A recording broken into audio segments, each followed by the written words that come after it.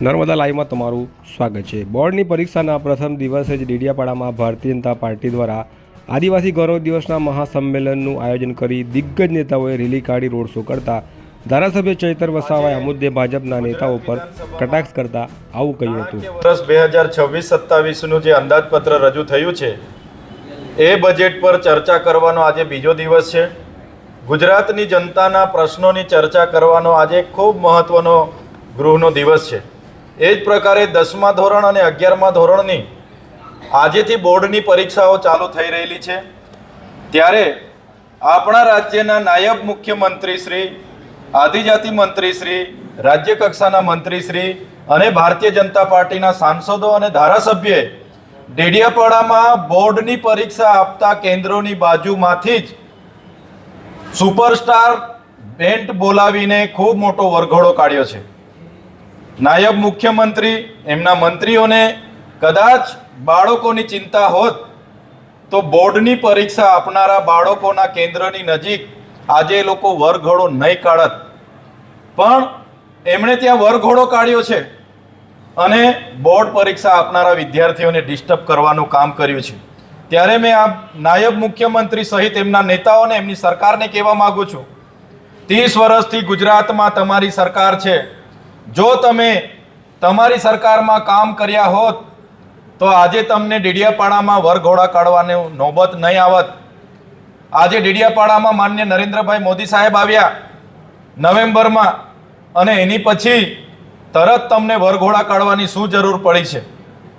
આજે ગૃહનો દિવસ છે, મહત્વનો દિવસ છે, છતાં જ આદિજાતિ વિસ્તારના એ મંત્રી હોય, આદિજાતિ મંત્રી, રાજ્ય કક્ષાના મંત્રી, એમના ધારાસભ્ય બધા ત્યાં છે અને ચૈતર વસાવા વિશે ટીકા ટિપ્પણીઓ કરે છે, ભાષણો કરે છે। જે મનસુખભાઈ વસાવાની તારીફ નાયબ મુખ્યમંત્રીએ કરી હમણાં ભાષણમાં, ત્યારે મંત્રીશ્રીને હું યાદ અપાવું, આ તમારા સાંસદ 60 ટર્મથી સાંસદ છે, એમના પોતાના ગામમાં જવા માટેનો રસ્તો બનાવી નથી શક્યા।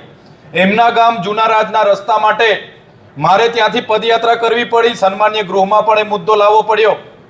આ તમારા સાંસદને પહેલા કહો કે પહેલા એમના ગામનો રસ્તો બનાવે।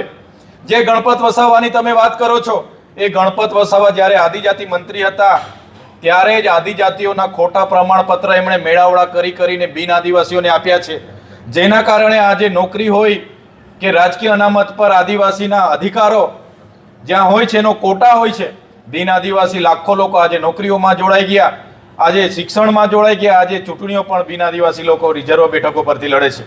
માનનીય મુખ્યમંત્રી, નાયબ મુખ્યમંત્રીને હું કહેવા માંગુ છું, હમણાં થોડા દિવસ પહેલા સન્માન્ય ગૃહમાંથી એવો મને જવાબ આપ્યો કે નર્મદા જિલ્લામાં 11,253 બાળકો કુપોષણથી પીડાય છે। એની નિવારણની વાત તમે કેમ નથી કરતા? નર્મદા ડેમ છે, એક બાજુ ઉકાઈ ડેમ છે, એનું પાણી ડેડિયાપાડાના મળે, એની વાત તમે કેમ નથી કરતા?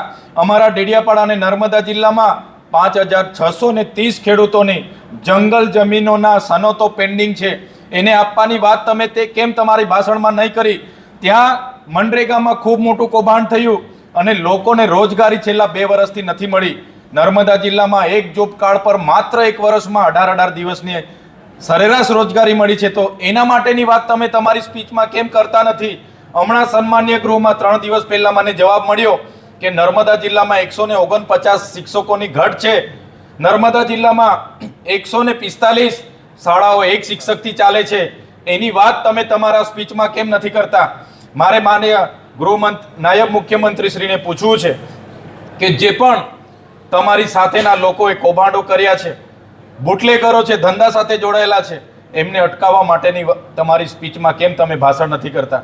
નર્મદા જિલ્લામાં સ્ટેચ્યુ ઓફ યુનિટીમાં જે 6 ગામોના લોકોની જમીનો ગઈ, આજ દિન સુધી વળતર નથી મળ્યું। કરજણમાં જે લોકોની જમીનો ગઈ, વળતર નથી મળ્યું।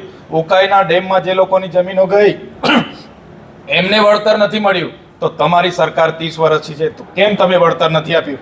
એની વાત કેમ તમારી સ્પીચમાં નથી કરી? ત્યારે મારે કહેવાનું છે કે ત્યાં જઈને આજે ચૈતર વસાવાને ત્યાં પ્રતિબંધ છે, એટલે ત્યાં જઈને તમે ચૈતર વસાવા વિશે ટીકા ટિપ્પણી કરો એના કરતાં તો લોકોના સમસ્યાનું નિવારણ કઈ રીતે કરવું એ બાબતનું તમે જો ભાષણ કરતા તો ચોક્કસ અમે સ્વાગત કરતા। ધન્યવાદ।